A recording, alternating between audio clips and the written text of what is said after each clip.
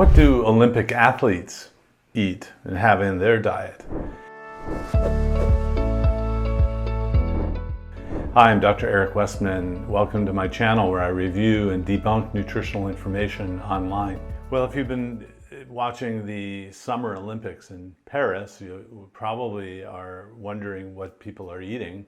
And if you have followed, some people are upset with the options available in Paris and bring in their own meat and eggs and all. That was interesting to learn about. Or you might actually just be eating what you always have been eating.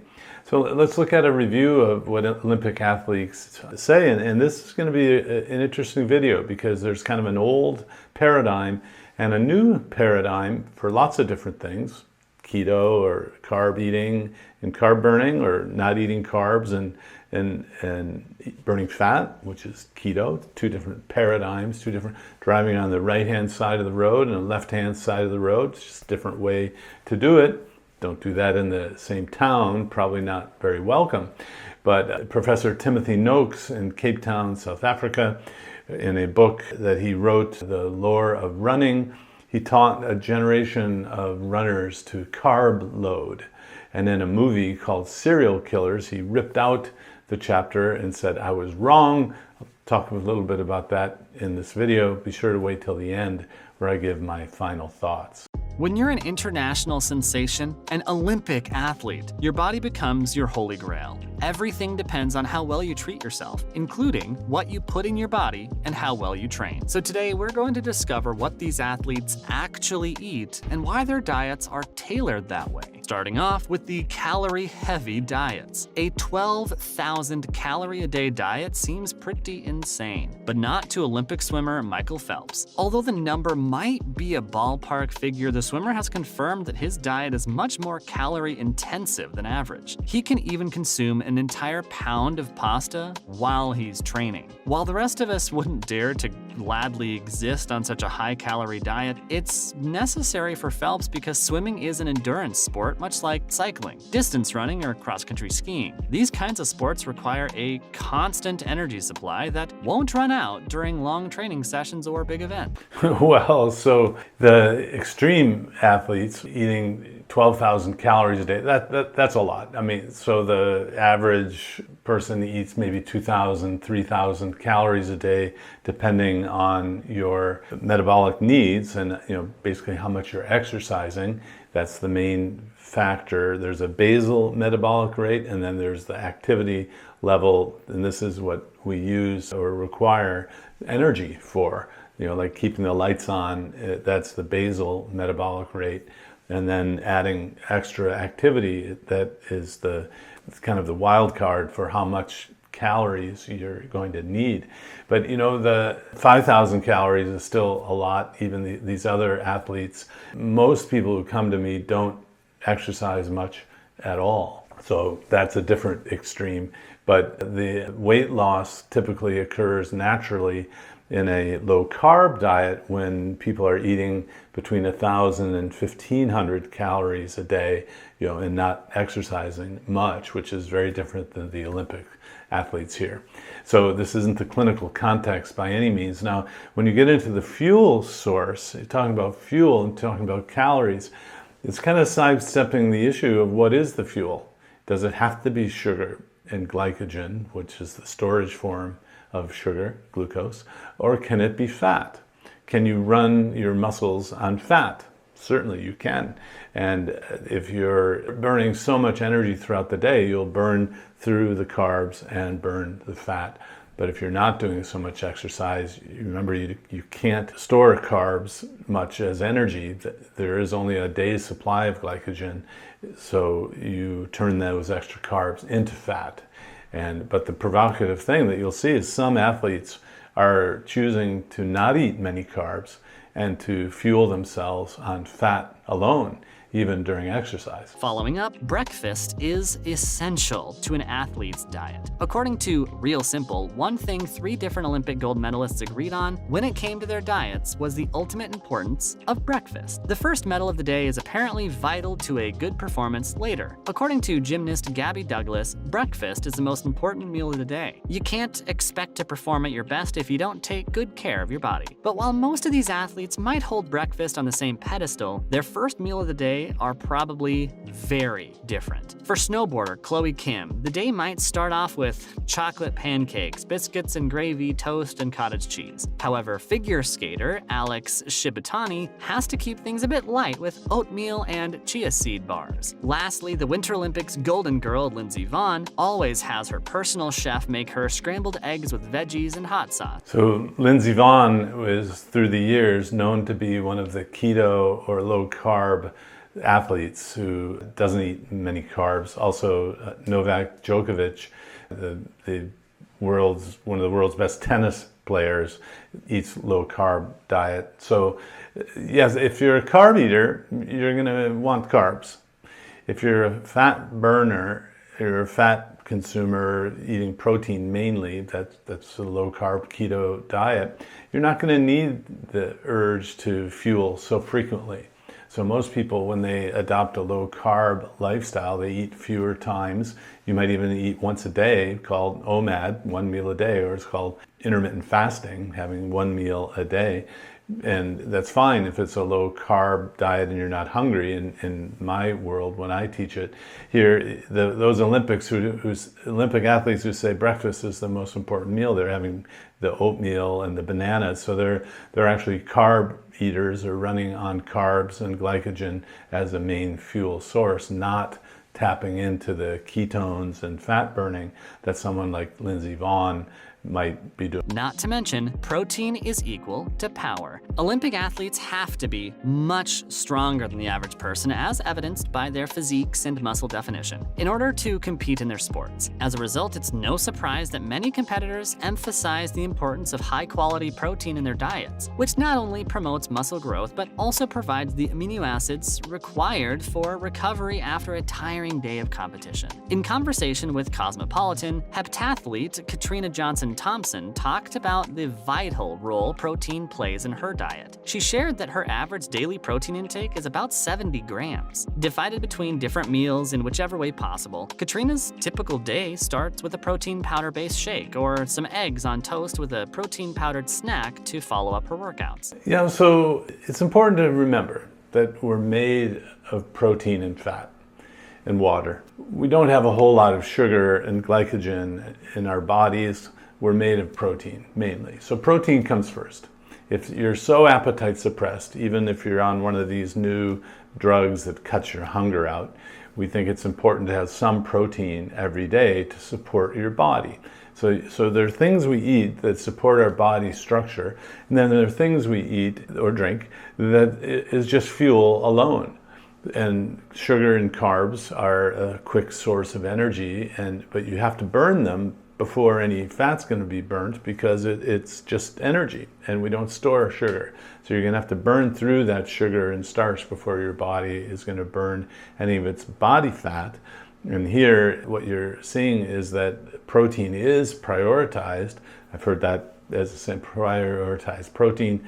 Protein comes first. These are good nutritional principles that Olympic athletes know about, despite the variation on which source of energy they're going to focus on. Is it going to be carb-based energy sources mainly, or is it going to be fat-based sources, which means you're not eating the carbs? What's more, carb loading is also a part of some athletes' diets. The body's preferred source of fuel is glycogen. So I'm going to push back on that. The body's preferred source of fuel, glycogen or glucose, that's the traditional old paradigm teaching.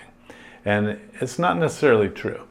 And yet you'll see books that say it over and over and over so that you think it's true. So you can actually fuel your body on fat. And when you're not eating carbs, your body does fine on fat. some of the fat is turned to ketones, and ketones substitute where that glucose used to be used, even in the brain, even in other cells that were thought to be only glucose using cells. So it's more complicated than just carb loading and quick energy. You can actually run your body on fat. It was surprising when these heart failure patients are getting better, and now there's some studies about heart failure. In a study they wrote, we were surprised to find that the heart muscle runs on fat, and hardly any glucose is used in the heart muscle, even in heart failure.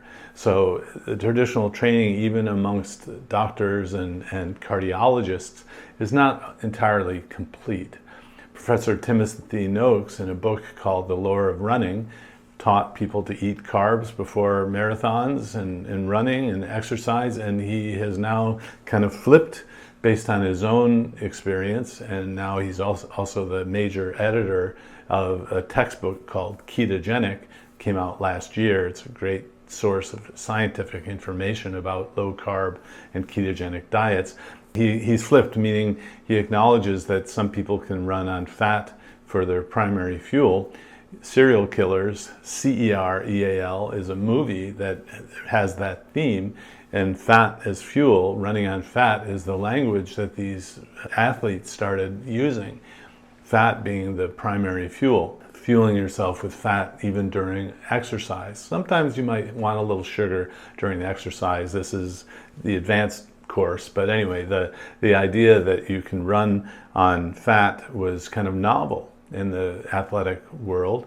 And in the movie Serial Killers, Dr. Noakes pulls the chapter out and says, I was wrong, you should run on fat when you go into exercise. The ultramarathon champion Zach Bitter is a low carb eater, and yet when I had a medical student come through my clinic, when he was an ultramarathon guy, he did a survey of ultramarathoners. These are people who run long distances.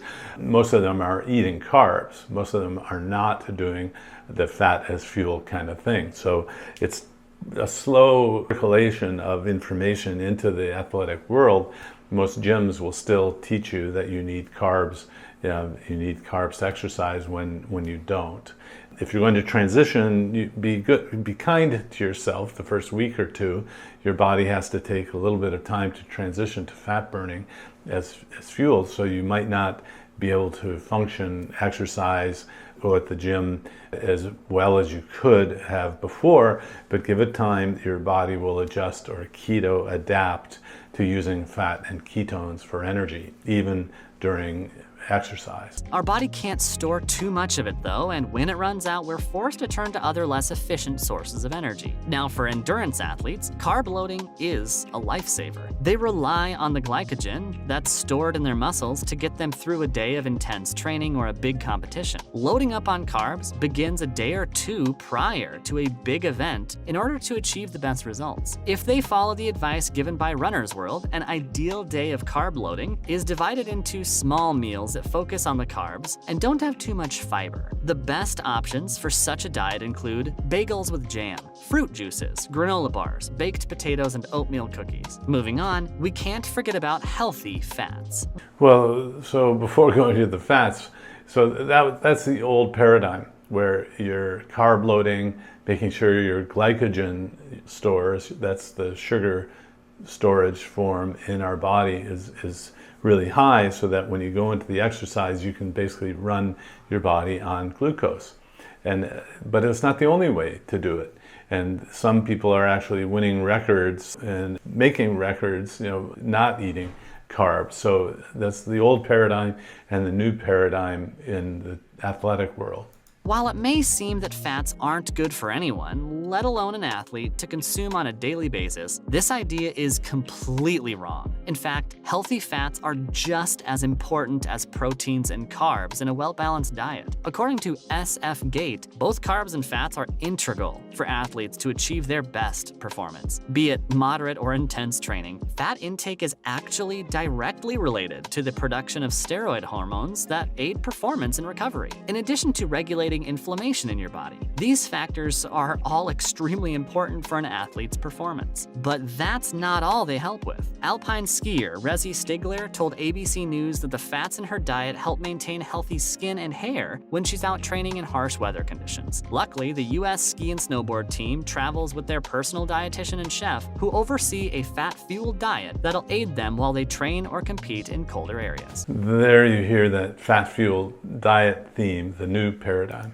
In recent years, more and more athletes have started to focus on what they're putting in their body and choosing cleaner alternatives for their desired physiques. In the case of U.S. women's soccer player Julie Johnston, clean eating means the focus is on nutrition rather than the calories. She makes sure to include fresh fruits and veggies into her daily diet, and her training lunch will most likely have a fresh smoothie and some chicken soup. For an athlete competing in a world-class sport like wrestling, getting the required nutrients can be challenging when trying to keep total daily calories down to make weight. That's why Jordan Burroughs' go-to lunch is a freshly squeezed juice of beets, kale, turmeric, and ginger. So the clean eating is interesting, that kind of the internet keto that came out over the last 10 years, where the paleo diet, the primal diet, the grass-fed beef, putting butter in the coffee, all of this, the clean eating is kind of, I think, distorted the most important point for weight loss and fat burning, which is to keep the carbs really low and not be so worried about having clean eating at every meal. Although it's great if you can, it's not necessary. So I've seen some people eat clean and yet they're trying to lose weight. Remember, I'm in an obesity medicine practice at Duke where people want to reverse diabetes or reverse obesity or metabolic syndrome, any of these things, and they're clean eating and exercising and they're not losing weight because the carbs are sufficiently high or the calories are sufficiently high that they're not able to access the fat off their body. So clean eating in and of itself in a clinical context is not going to be the right emphasis. And even then you could hear that there's a fat and a carb relative importance if you're going to be a carb burner or you're going to be a fat burner in your exercise that you do. Moving on, hydration is key. The United States Olympic Committee takes hydration very seriously. The committee recommended that athletes drink at least 2 cups of water at each meal, as well as fruit juices, herbal teas, and foods high in water content, such as fresh fruits and vegetables. Last but not least, junk food isn't a sin. We know that Olympians are superhuman in many ways, but even they can't forsake a packet of Doritos or a good candy bar. Bobsledder AJ Evans shared that she always keeps her favorite European chocolate bars and sour apple ring candies in her bag to enjoy after a race. Sadie Bjornsson, a Nordic skier, revealed that her cheat meal of choice is a pile of nachos. And according to Katarina Johnson-Thompson, Doritos are addictive. Finally, we can't forget the story of Usain Bolt winning 3 gold medals in Beijing while eating nearly 1,000 chicken nuggets after realizing that he didn't like Chinese cuisine. So hydration, don't forget, salt helps you keep on the water on your body. So think electrolytes, not just water and hydration. And then an occasional junk food, is not a sin. That language is all through the obesity world. People come in saying they've cheated, they've sinned. No, it's just, if you eat carbs, you're gonna have to burn them. You can't burn your body fat unless you've kept the carbs and calories really low. So I teach people across all walks of life. Some people can't get access to super clean food, and we can teach them how to lose weight, draw upon their fat store by using food. Even fast food is not a sin. It's not, again, I don't like that language, but you can use the tools that we have at hand. Fast food can be part of the answer to the obesity and diabetes epidemic. It doesn't have to be feared necessarily. So in this video, we saw actually a wide range of food consumption by elite athletes, the Olympic athletes, and of course we're taking their word for it. I realize that, and giving leeway to the idea that maybe they're not saying exactly what they're eating, but that aside, I think there is truth to this, that there's a wide array. There are a few athletes eating low carb, even high fat diets, fueling themselves on fat during their exercise. If you want more information, be sure to look at the documentary film, the movies, Serial Killers, C-E-R-E-A-L, and Serial Killers 2. In Serial Killers 2, you'll watch these Olympic, well, triathlete, not Olympics, but triathlete, high elite athletes, keto adapt themselves. It took 6 months to fully adapt to the fat burning so that they could get into a rowboat and row from San Francisco to Hawaii. Yeah, pretty heroic. It took them 45 days, self-powered rowboat, and they broke the world record by 15 days. It turns out if you don't fuel on carbs, you don't need days of rest during epic adventure athletic performance like this. So anyway, for a deep dive, be sure to look at the documentary films Serial Killers and Serial Killers 2. I hope that's helpful. If you like, please like, subscribe, ring the notification bell, and I'm putting new information out on Wednesdays and Fridays.